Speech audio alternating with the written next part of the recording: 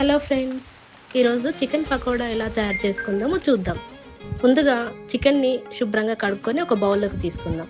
ఆ తర్వాత దాన్ని కొంచెం ఉప్పుతో, పసుపుతో, అదేవిధంగా కారపొడి, ధనియాల పొడి, ఇంకా కొంచెం పెప్పర్ పౌడర్ వేసి, ఆ తర్వాత కొంచెం నిమ్మరసం పోసి, ఒక ఎగ్ని పూర్తిగా కొట్టిపోసి, అదేవిధంగా ఒక చెంచా కార్న్‌ఫ్లోర్ వేసి దాన్ని మంచిగా మ్యారినేట్ చేసి పెట్టుకోవాలి.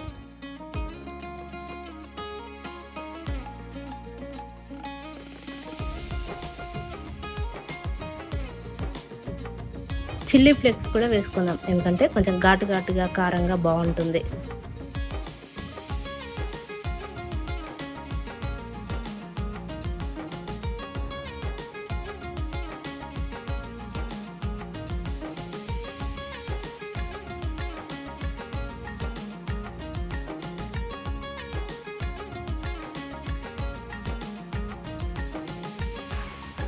ఇలా చక్కగా వేగిన తర్వాత ఒక 10 నిమిషాలు అట్లా చక్కగా వేగిన తర్వాత కలర్ చేంజ్ అవుతుంది.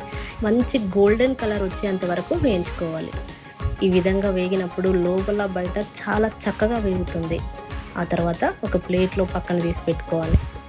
అదే ఆయిల్లో పచ్చిమిర్చి, కొంచెం కరివేపాకు వేయించుకొని నంచుకోవడానికి పక్కన పెట్టుకోవాలి. ఈ విధంగా వర్షంలో తింటూ ఉంటే ఎంత చక్కగా ఉంటుందో. నేనైతే నా పిల్లలకు వేసి పెట్టాను. వాళ్ళు తిని అబ్బా చాలా బాగుంది మమ్మీ అన్నారు. మీరు కూడా ఇంట్లో ఒకసారి ట్రై చేయండి.